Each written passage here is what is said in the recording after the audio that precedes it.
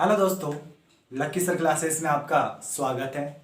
आज अपन जो topic discuss करेंगे वह पढ़ेंगे ऑपरेटिंग सिस्टम सॉफ्टवेयर।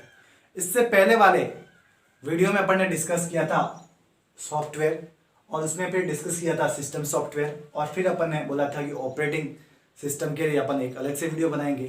तो आज अपन उसी को डिस्कस करने जा रहे हैं। क्या होता है ओएस, ओएस के बारे में आज डिस्कशन करेंगे, ऑपरेटिंग सिस्टम के बारे में आज डिस्कशन करेंगे। तो वे सभी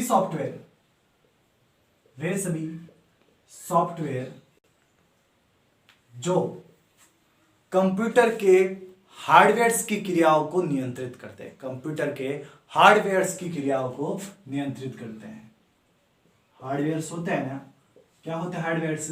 तो कंप्यूटर के वे सभी भौतिक भाग जिसको हम देख सकते हैं और छू सकते हैं उसको हार्डवेयर कहते हैं। तो हार्डवेयर की जो क्रियाएं होती है उस क्रियाओं को क्या करते हैं? नियंत्रित करते हैं। उसे हम क्या बोलेंगे? Operating system software. परिभाषा क्लियर हो गई। वे सभी सॉफ्टवेयर जो हार्डवेयर की क्रियाओं को नियंत्रित करते हैं ऑपरेटिंग सिस्टम सॉफ्टवेयर कहलाते हैं। अब देखिएगा, अब क्या होता है, इसकी उपयोगिता क्या है? इसकी उपयोगिता क्या है, इसकी वजह से कंप्यूटर में क्या हलचल होती है, इसके बारे में बता देता हूं। तो इसके जो उपयोग बताने जा रहा हूं मैं, इसके जो उपयोग बताने जा रहा हूं कि कहां कहां पे इसके यूज होते हैं। तो ये कंप्यूटर में लोड किया जाने वाला सबसे पहला सॉफ्टवेयर है। कंप्यूटर में लोड किया जाने वाला सबसे पहला सॉफ्टवेयर, ध्यान रखना।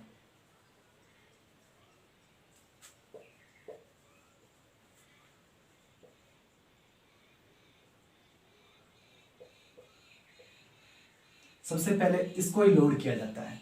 तो कंप्यूटर में लोडेड फर्स्ट सॉफ्टवेयर कौन सा है? Operating system software. इसी प्रकार अगर बात करते हैं तो ये सभी जो हार्डवेयर है उस पर कंट्रोलिंग करता है, इसलिए इसे मास्टर कंट्रोलिंग प्रोग्राम भी कहा जाता है। मास्टर कंट्रोलिंग प्रोग्राम्स भी कहा जाता है। प्रोग्राम्स भी क्या कहा जाता है। दो बात क्लियर हो गई। अब अपन बात करते हैं तो ये क्या करता है? जो यूजर होता है, यूजर एंड कह सकते हो जो कंप्यूटर के जो हार्डवेयर है उनके मध्य क्या संबंध स्थापित करता है, रिलेशंस स्थापित करता है। क्या स्थापित करता है? रिलेशंस स्थापित करता है। और कह सकते हैं कि ये जो हमारे जो कार्य है, हमारे जो एप्लीकेशन सॉफ्टवेयर है, कौन से एप्लीकेशन सॉफ्टवेयरों का क्या है? ये आधार है। एप्लीकेशन सॉफ्टवेयर का यह आधार है। कौन से? Operating software. तो ये तो पूरा का पूरा हो जाता है अपन का। इसके क्या ये उपयोग कि कंप्यूटर में लोडेड किया जाने वाला फर्स्ट सॉफ्टवेयर है मास्टर कंट्रोलिंग प्रोग्राम्स, इसको कहा जाता है। यूजर्स एंड हार्डवेयर्स के मध्य रिलेशन स्थापित करता है। एप्लीकेशन सॉफ्टवेयर का यह आधार है। यानी कह सकते हो कि जिस तरह मनुष्य को जीवित रहने के लिए रक्त की जरूरत होती है, किसकी जरूरत होती है? रक्त की जरूरत होती है। उसी प्रकार कंप्यूटर को जीवित रखने के लिए अपन का क्या होता है? ओएस होता है, ऑपरेटिंग सिस्टम्स होता है। तो इससे अपन की उपयोगिता सिद्ध हो जाती है। अब अपन बात करते हैं कि इसके कार्य कौन कौन से हैं। तो उपयोग के बारे में अपन ने पूरा डिस्कस कर लिया। अब मैं बताने जा रहा हूं इसके कार्य। तो इसके बहुत सारे कार्य हैं। सबसे पहले ही देख लीजिएगा,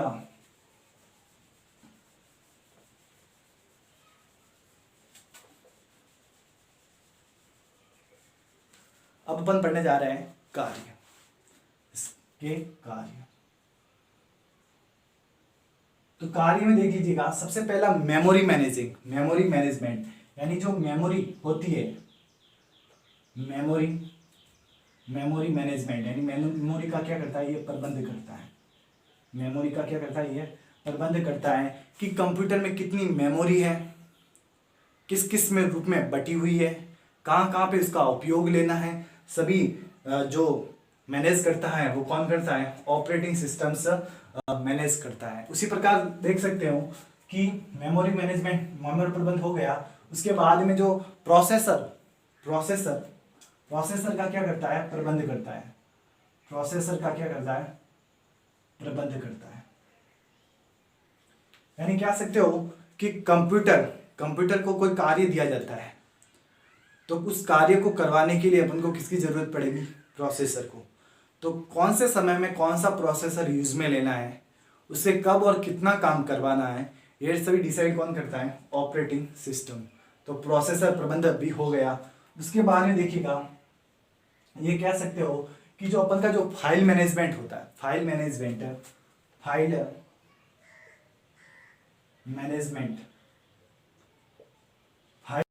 भी यही करता है कि कौन सी फाइल को कहाँ पे रखना है, किसको पहुंचाना है, उसका जो पूरा का पूरा जो क्रम है यही डिसाइड करता है। उसी प्रकार अपन कह सकते हो कि जो यहाँ पे जो अपन के इनपुट व आउटपुट डिवाइस होता है, यहाँ पे कंप्यूटर के जितने भी इनपुट एवं क्या होते हैं, आउटपुट डिवाइस है, उस पे जो कंट्रोलिंग का जो काम किया जाता है वह कौन करता है, ऑपरेटिंग सिस्टम सॉफ्टवेयर। यानी देखिएगा, एक कंप्यूटर में बहुत सारे इनपुट डिवाइस आउटपुट डिवाइस कार्य करते हैं, लेकिन उस सबको मैनेज कैसे किया जाता है, क्या वे सही तरीके से संचालित हो रहे हैं, तो किसके माध्यम से हो रहे हैं, तो वे ऑपरेटिंग सिस्टम के माध्यम से ऑपरेट हो रहे हैं। उसी प्रकार और देख लीजिएगा कि देखो, इनपुट आउटपुट कंट्रोलिंग मैंने बता दिया। अब बताने जा रहा हूं मैं कि संसाधक वितरक यानी किसी भी कार्य करने के लिए जो भी संसाधन हो गए, उस संसाधनों को अवेलेबल कौन कराता है, ऑपरेटिंग सिस्टम्स करवाता है। उसी प्रकार और देख लीजिएगा, और इसके जो कार्य देखो, मेमोरी प्रबंध हो गया, उसके बाद में देखिएगा कि प्रोसेसर प्रबंध हो गया, फाइल मैनेजमेंट हो गया, इनपुट आउटपुट कंट्रोल हो गया, संसाधक वितरक हो गया।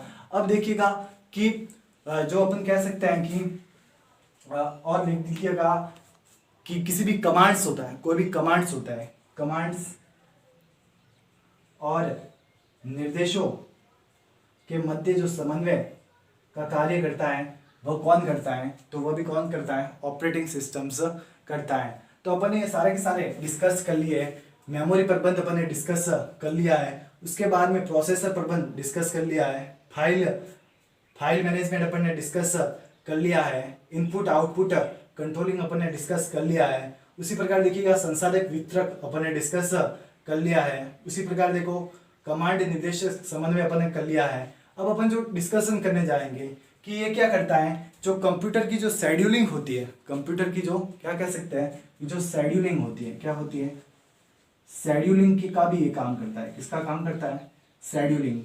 यानी कौन से क्रम के बाद में, यानी एक कार्य खत्म होने के बाद में कौन सा कार्य करना है और उसके बाद में कौन सा कार्य करना है, तो जो शेड्यूलिंग होती है, तो शेड्यूलिंग का काम भी कौन करता है, ऑपरेटिंग सिस्टम करता है। उसी प्रकार कह सकते हैं कि जो रियल टाइम वातावरण प्रदान करता है वह भी कौन करता है, ये करता है। उसी प्रकार और कह सकते हैं कि जो सुरक्षा प्रदान करता है कि कंप्यूटर में कौन कौन लॉगिन कर सकते हैं और लॉगिन के कौन कौन से रूल्स है, तो ये भी कौन ऑपरेट करता है, ऑपरेटिंग सिस्टम ऑपरेट करता है। अब अपन पढ़ेंगे इसके कि इसके प्रकार कौन कौन से, इसके प्रकार कौन कौन से हैं।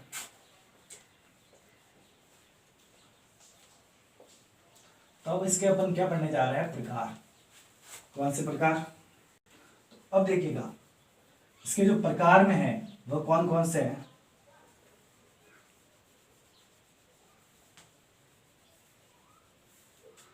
तो प्रकार में देखिएगा, जो सबसे पहला अपन प्रकार पढ़ने जा रहे हैं वो पढ़ेंगे कि ये सिंगल यूजर वाले भी होते हैं। कैसे होते हैं, सिंगल यूजर वाले ऑपरेटिंग सिस्टम भी होते हैं। Single user operating system, single user operating system, तो ऐसे ऑपरेटिंग सिस्टम जिस पर एक समय में एक ही यूजर उपयोग में ले सकता है, उसे अपन सिंगल यूजर ऑपरेटिंग सिस्टम कहते हैं। यानी एक बार में एक ही यूजर उसको उपयोग में ले सकता है, उसको सिंगल यूजर ऑपरेटिंग सिस्टम कहते हैं। उदाहरण बता देता हूं मैं डॉस का। डॉस इसका ऑपरेटिंग सिस्टम है, वो इसका उदाहरण है। उसी प्रकार देखिएगा, दूसरा इसका पढ़ने जा रहे हैं कि multi multi user operating system. Multi user operating system क्या होता है? तो देखिएगा, इसमें एक बार में अनेक यूजर उपयोग में ले सकते हैं। एक समय में अनेक बार जो यूजर्स होते हैं, अनेक यूजर्स होते हैं, उसको उपयोग में ले सकते हैं। तो इसको कहेंगे अपन मल्टी यूजर ऑपरेटिंग सिस्टम। उदाहरण के लिए जो लाइनक्स है, सुपर कंप्यूटर में यूज में आता है, लाइनक्स है या फिर यूनिक्स है, या फिर अपन का जो विंडोज है ना, विंडोज अभी जो चल रहा है विंडोज, वह किसके उदाहरण है? Multi user OS. यानी इसको एक बार में कई सारे उपयोगकर्ता उपयोग में ले सकते हैं। तीसरा देखिएगा, सिंगल टास्किंग ऑपरेटिंग सिस्टम्स। ऐसे ऑपरेटिंग सॉफ्टवेयर जिस पर एक समय में एक ही काम कर सकते हैं, उसे अपन बोलेंगे सिंगल टास्किंग ऑपरेटिंग सिस्टम। यानी एक एग्जांपल इसका क्या है? डॉस। दूसरा और पढ़ते हैं नेक्स्ट, तो मल्टीटास्किंग ऑपरेटिंग सिस्टम। तो ऐसे ऑपरेटिंग सिस्टम जिसमें एक समय में बहुत सारे कार्यों को, बहुत सारे टास्क को ओपन कर सकते हैं, उसको अपन बोलेंगे मल्टीटास्किंग ऑपरेटिंग सिस्टम्स। जैसे कि लाइनक्स है, या फिर यूनिक्स है, या फिर कह सकते हैं विंडोज है। तो ये इसके एग्जांपल है। उसी प्रकार और देखिएगा, multi processing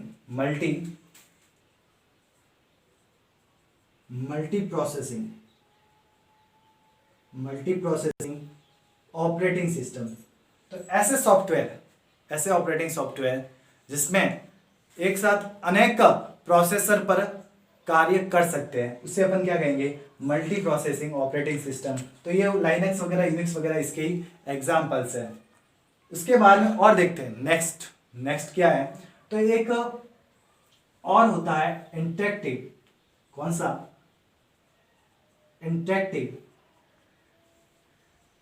interactive operating systems. अब इंटरेक्टिव ऑपरेटिंग सिस्टम क्या होते हैं? तो ऐसे ऑपरेटिंग सिस्टम जो ग्राफिकल यूजर इंटरफेस और कैरेक्टर यूजर इंटरफेस दोनों पर कार्य करते हैं, उसे अपन क्या बोलेंगे? Interactive operating system. जो यानी जीयू कह सकते हैं कि CUI पे भी काम करते हैं और GUI पे भी काम करते हैं, यानी दोनों पे एक साथ काम करते हैं। उसको अपन क्या बोलेंगे? Interactive operating systems. CUI का full form character user interface और GUI की full form graphical user interface. अब देखिएगा, इसमें जो कमांड्स दी जाती है CUI में, वह कैरेक्टर के रूप में दी जाती है, जबकि इसमें जो कमांड्स दी जाती है वह जो भी कह सकते हैं कि मल्टीमीडिया के रूप में दी जाती है। किसमें दी जाती है? मल्टीमीडिया के रूप में दी जाती है। तो यह होता है इंटरेक्टिव ऑपरेटिंग सिस्टम्स। अब देखिएगा, और नेक्स्ट में बता देता हूं। देखो 6 तो हो गए, और मैं थोड़ा डिस्कशन कर लेता हूं। तो अपन का 7वां जो डिस्कशन है वह है बैच प्रोसेसिंग। कौन सा है? Batch processing OS। अब बैच प्रोसेसिंग ऑपरेटिंग सिस्टम्स क्या होता है? तो ऐसे सॉफ्टवेयर जिसमें एक कार्य को पूरा होने के बाद में दूसरा कार्य स्टार्ट किया जाता है, उसे अपन क्या कहेंगे?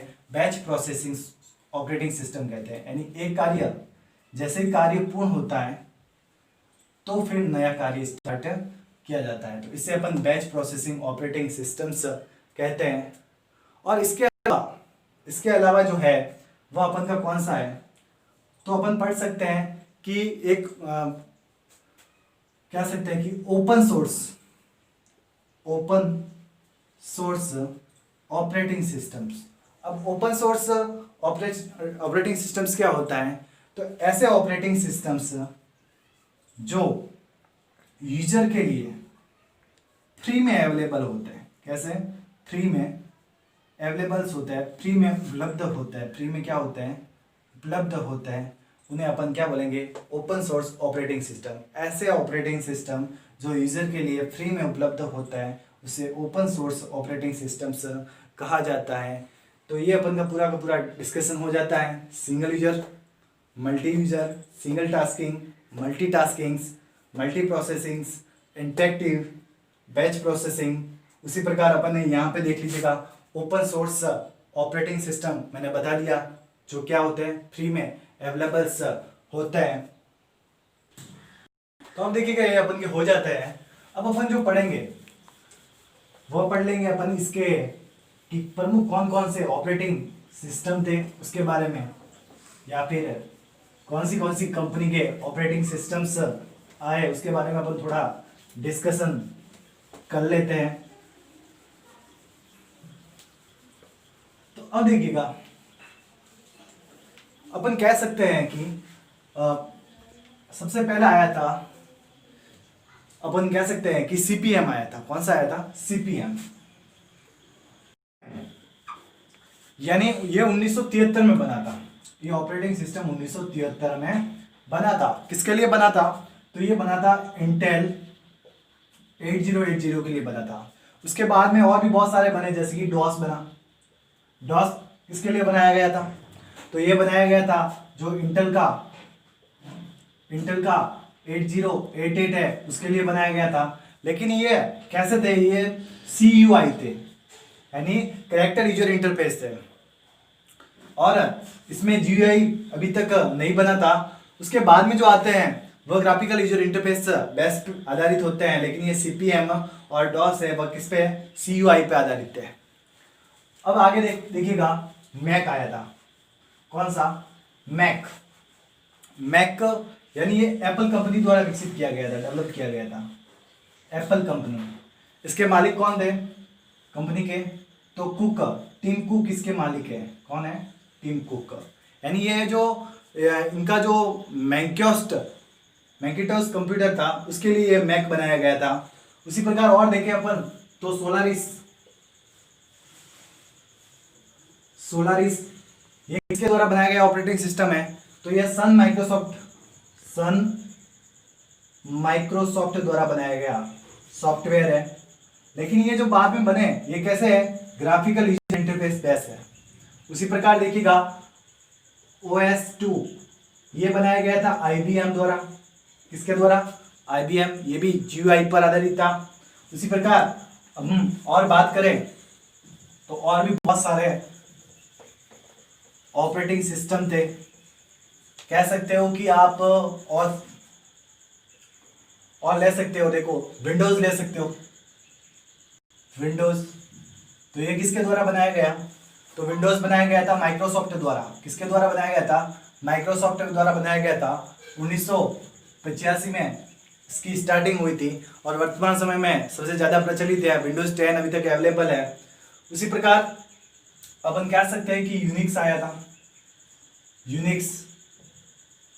यूनिक्स आया था 1969 में आया था, और ये भी ग्राफिकल यूजर इंटरफेस था। फिर बाद में देखिएगा लाइनेक्स ऑपरेटिंग सिस्टम आया था।